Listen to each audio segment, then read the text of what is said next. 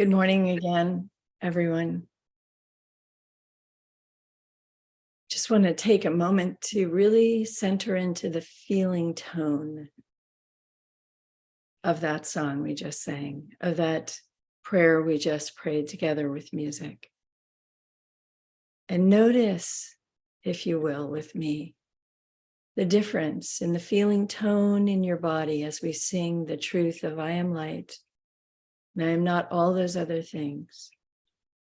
And the feeling tone in your body as you remember what we were reading just before, that has a denser, more strident, more grounded, earthly quality. See if you can toggle back and forth from those two experiences of your body, noticing you are both. We're the grounded experience of our everyday lives with behaviors and ways of being. And we're the light, the ultimate freedom of all things and all kinds. We go all places and all ways. We are both. We are stardust and we are earth. And this creates for us all this opportunity to lift out of the earth, to lift out of the angst and the density of everyday life. This allows us to have this as an opportunity to go beyond, to live beyond, and to not get forced into all there is the dense dailiness of life. So this morning, I really wanted to address this because when I got this message from Marianne, there was so much denseness in it. And it was a political message, which we're not talking about this morning. But what I recognized in this was the opportunity for each of us as we heard these words, and I will give some of them back to you so that you won't be grasping in backwards in your mind to try and remember what they were. But for this moment, what they are is that these are unalienable. They are rights that come to us with our very birthright from the heavens, from the skies, from the love, from the birthright that we are indeed the holy presence on this planet, not just humans, but all cellular activity, all galactic activity, all activity is the light on this planet now. The principles, the Declaration of Independence was birthed from principles that were so far beyond humanity's ability to create that 41 of the 56 were still owning slaves. That is so far beyond what the principles espouse. Is it wild to imagine that these people could sit and do this one thing with their stardust and this other thing with their humanness? What an amazing thing we are. These are all principles that we work with every day in religious science. We hold the truth that all people are created equal, no matter what incarnation you have, no matter what you look like, act like, horrendous behaviors that you might exhibit that some of us may remember from time to time. When we wake up in the sort of awareness of the morning of what we might have done the night before when we're young people, or what we did in a meeting as we get older and more concerned about our professional lives, right? Did we storm out? Did we just vibe somebody really darkly? Even on a Zoom call. Have you ever done that? Have you ever shut down?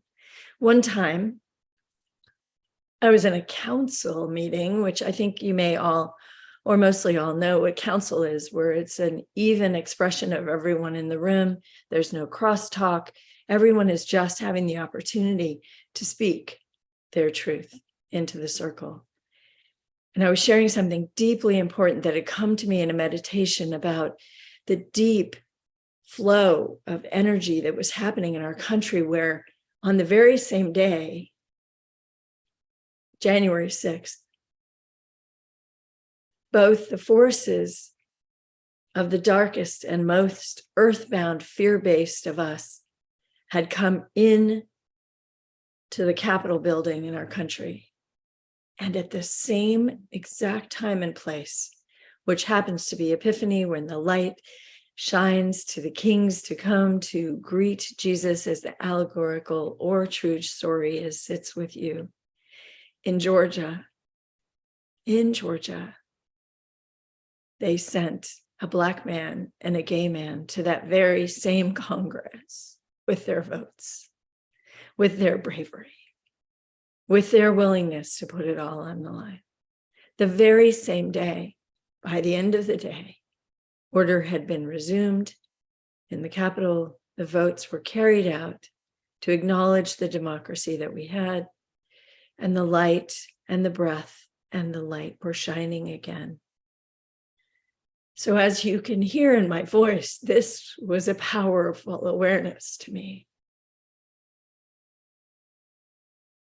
And I sat in council with those who I considered to be honorable and caring and loving humans.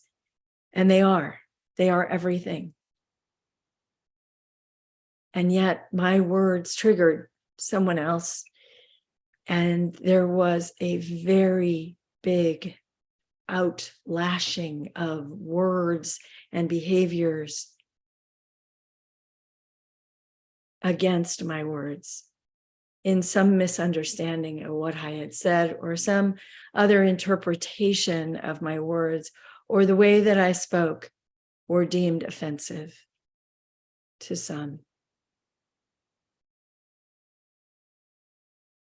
The very shock of that shook me to my core, brought me to the earth, buried me underground for a few hours, even days, as I tried to process the assault, verbal, energetic, powerful words and anger and fear expressed in my direction, especially because I felt I was in a safe place.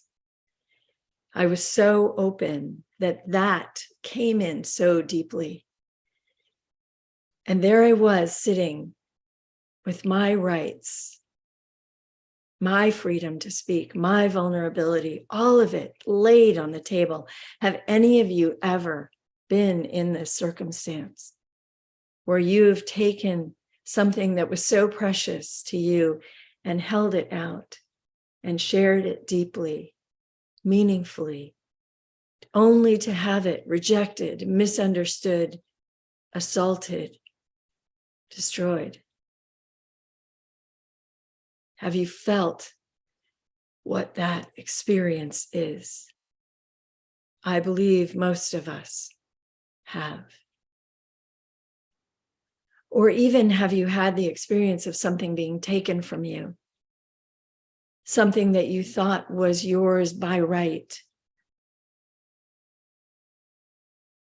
Have you been treated poorly, unequally, in some way? And yet, can we acknowledge that these are temporary choices of our attention? Now, I do know and understand enough physiology to know that we are pushed into those places by our physiology that discerns what's happening as an assault, as dangerous to our lives. And we go within and we batten down the hatches and we close up and we hide until we can make it safe enough to come out. And sometimes we can't make it safe enough. Some people never come out again. And the truth of who they are never comes out again. that they go through life acting as the human beings that they are truly not able to be anymore. Because something so hard, so painful, so heinous, so uncomfortable happened that their system will simply never let them come forward again. And in all of us, these places exist. We call them traumas. They are places where we are shut down. They are places where we don't live fully. And we may sometimes believe that we can't, that someone else has done something to us that blocks us from our ability to be fully breathing and available in every moment, to be fully free to be ourselves, to be free to experience the love and joy of the stardust that we are, because something in our humanness has shut down. Some loss, some assault, some trauma. And we forget that we are in charge.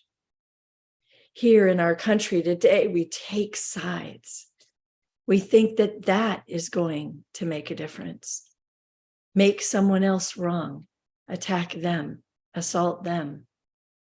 That makes us feel safe for a few moments when we're standing with the people who agree with us. But then what do we do when we go out? Must we be afraid all the time? No. In the spiritual perspective of all of this, this is our learning opportunity. This assault that I experienced, but in a misunderstanding where I wasn't even given the chance to express or explain or fix.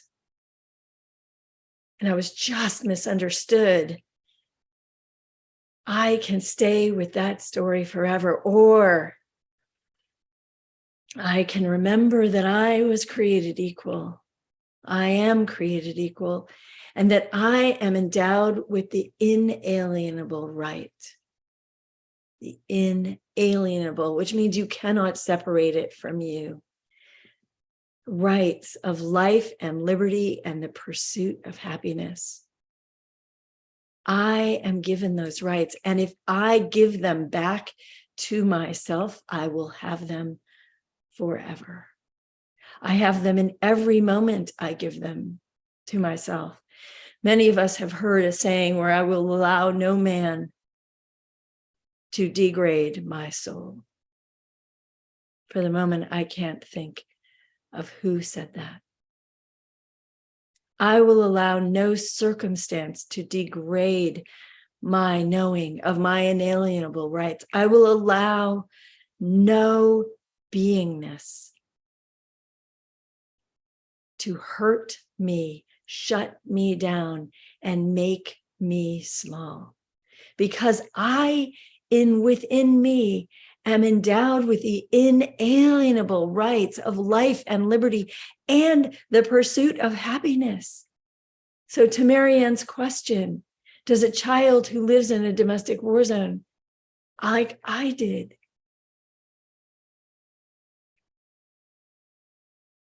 does a child who lives in an actual war zone, like I did, have I had to work many jobs to pay my rent and put food on my table, even if it was just a slice of pizza some days? Yes. And did I ever in those situations have to give up my rights to life and liberty and the pursuit of happiness? No. There were days when I gave up those rights. There were days when I chose that I no longer felt that either I was worthy of them or they were given to me. Have you had this experience? Do you forget that you have these inalienable rights, that we are not bound by the past, that everything is available to us each moment we decide? from any skin, from any lifestyle, from any inner choice that we are making, from the worst action of any day, from death row assailants who have given themselves back their life after what they've done feels unforgivable. It cannot be, because there is no need for forgiveness in the universe except from ourselves to ourselves. All is already forgiven. We must accept that forgiveness. We must accept our humanness. We must accept that we do this stuff, that we break this stuff, that we break rules, that we do stupid things, that we get drunk, that we get hurt, that we yell at people, that we road rage in our cars. Like, we must just get over the fact that we are just going to keep doing those things. And yet we still have the inalienable right to life, liberty, and the pursuit of happiness, which I interpret as the beauty of living within the field of love. We must be willing to receive the forgiveness of ourselves and to, each other.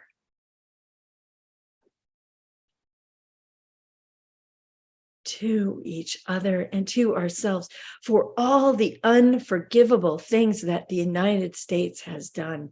And I have seen some of them firsthand as a child. I've been evacuated from a country in the middle of the night on buses in the darkness because every other route was closed because of what America did in the name of goodwill that did not sit well with some of our friends. And they no longer considered us a friend. I have sat in circles with people who no longer considered me a friend.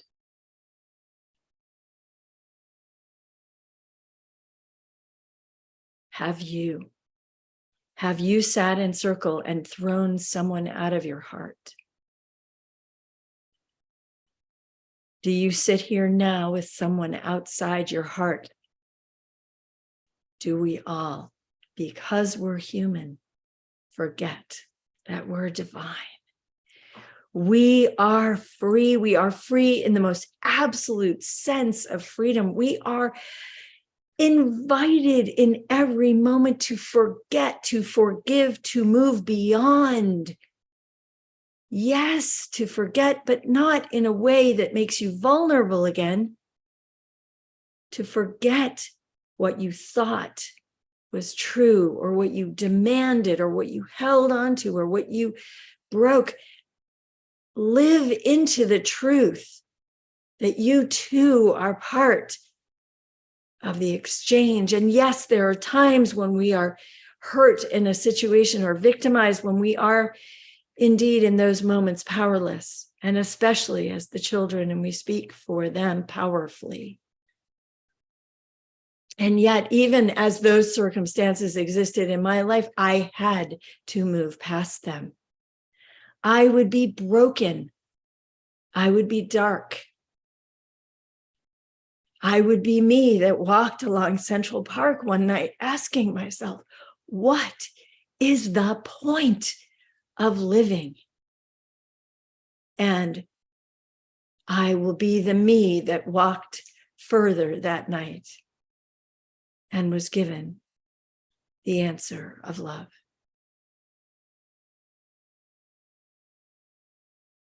We choose our freedom. Viktor Frankl, in his often quoted work, that the title is something like Man's Search for Meaning. I hope that might be it. In a concentration camp, day by day, moment by moment, choosing that the intimate sharing with others was life. That he could feel the expression of life through him as he stayed alive in the presence of each moment with others. We are here together. We are here as a country that somewhere in the darkness of our past came the light. We are here in a world where somewhere in the darkness of our past came the light. Because the truth is that we are always both, and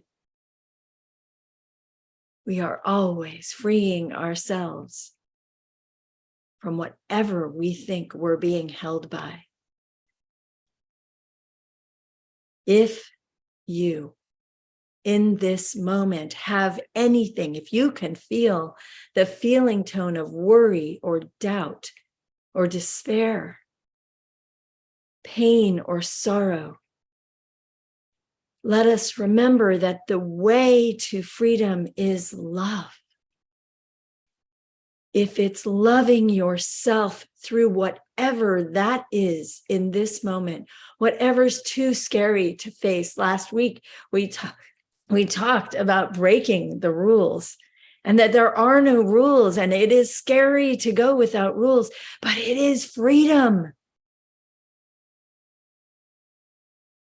What we are committed to is a vision. That's what these men signed is, we are dung, but we see with vision.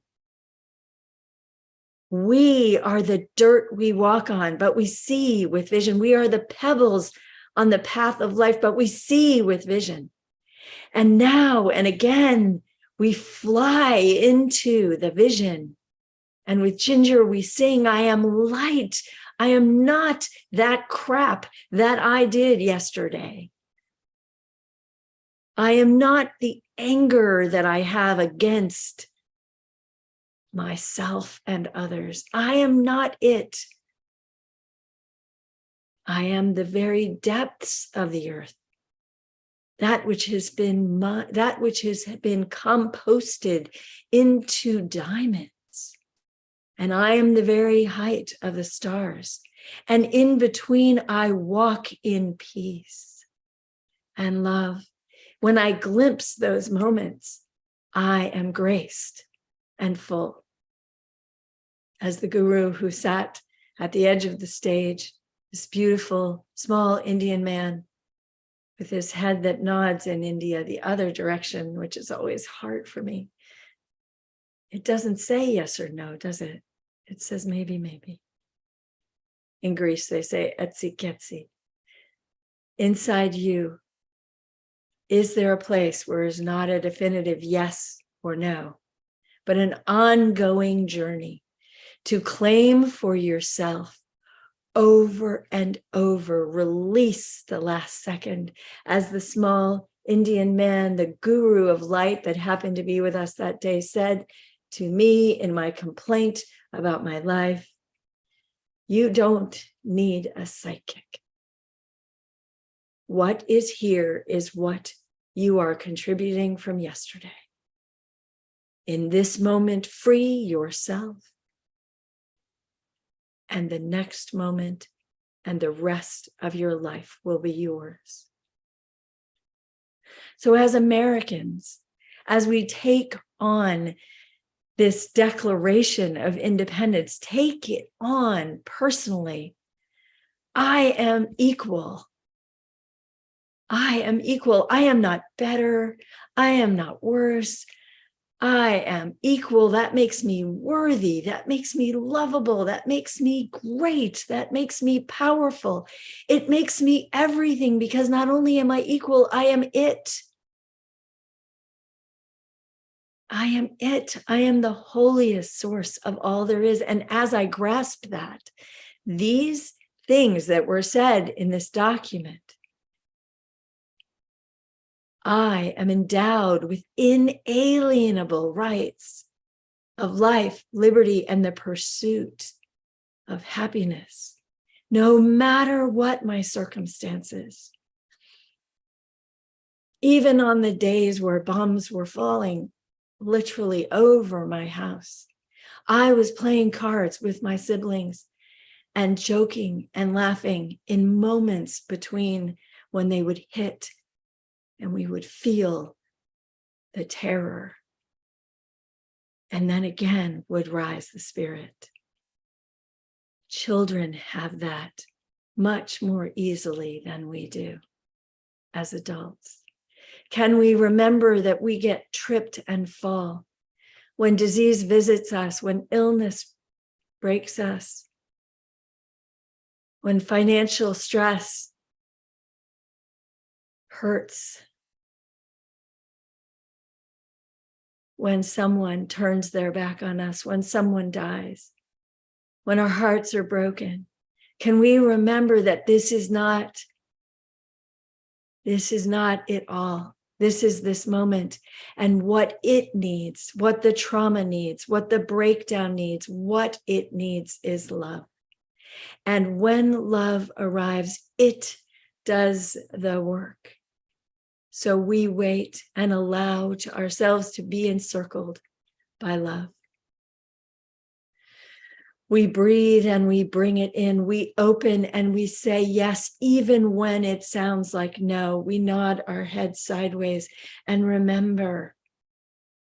And the yes comes fully in. I will remember that I am one.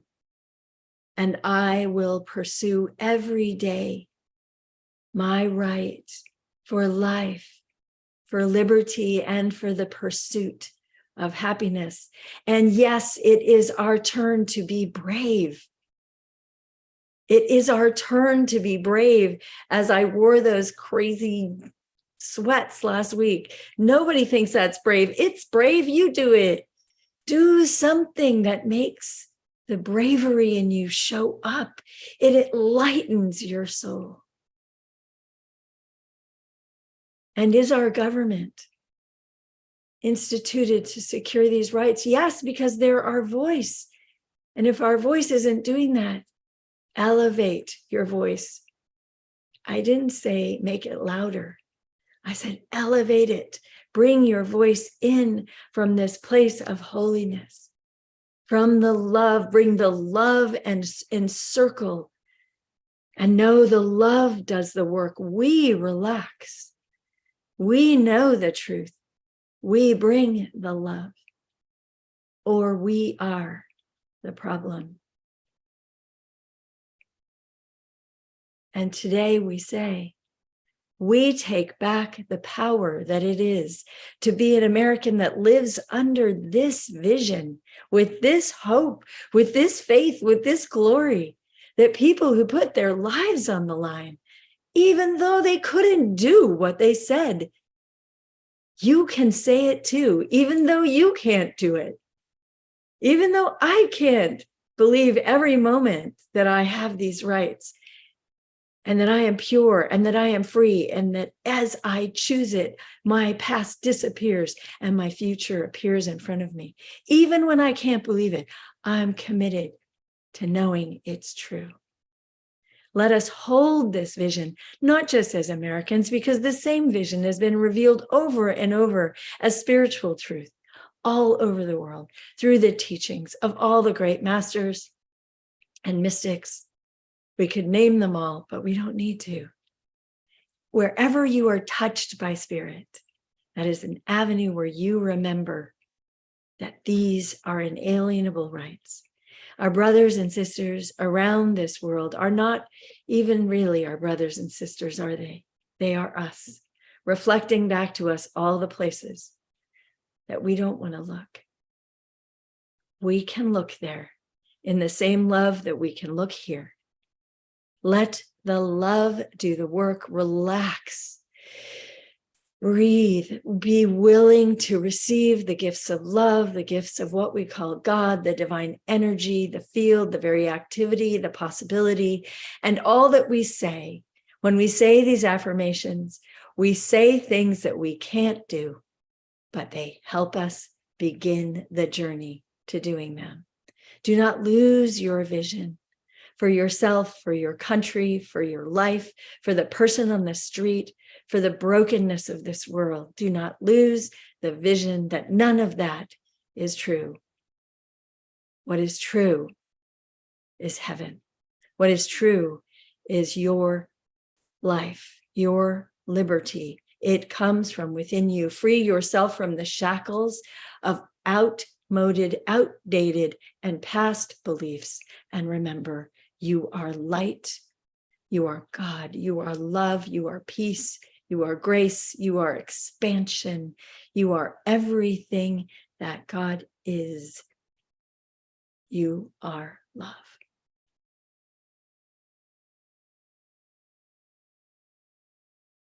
This is what fireworks from the inside feel like. They are not bombs dropping. They are expressions of the expansion of you, the light that comes from within of you. This is the great promise of the 4th of July. And so we center in this moment and we pray together. We speak this word for CCL. We speak this word for every member of this community, knowing and declaring our independence from any thought that is anything unlike this, that this is the true truth and value of a day of independence, is that we claim our own, we follow from our inner path, we live in our integrity, and we are consistently expanding and embraced by love. All we do is rest in this place and allow ourselves to be the fulfillment of love. We say this prayer together as the fulfillment of love, not shirking away from this bright light that we are, but expanding. Allow your arms to open. Allow yourself to receive the expansion of the great light that you are. And notice some part of you may want to take that away. Let it go. And let us go forward, holding hands, through, around, in, with, as each other one. When we stand in the field of love together, even the words each other make no sense. We are one with this divine source, this energetic, full possibility, abundance, health, wholeness, grace, compassion, passion, creation itself. Everything is ours. We hold this truth, we know this truth, we allow it to expand and express as each and every one of us, in particular on this planet. We have moved way far beyond the walls of CCL, beyond the walls of religious science, beyond the walls of New Thought, beyond the walls of any thought system or religion. And we have reached the mountaintop. Martin Luther King spoke so eloquently. It is all love from there, from here, right now. And we are grateful for this vision. We are grateful for this knowing, even knowing we are not capable every day of living into it. It is nonetheless that which we are. And we are called to this in this moment. We are grateful for the call. And we are held to it as we have declared it. And you may declare it now to yourself. All people are equal. All people are endowed with inalienable rights of life, liberty, and the pursuit of happiness.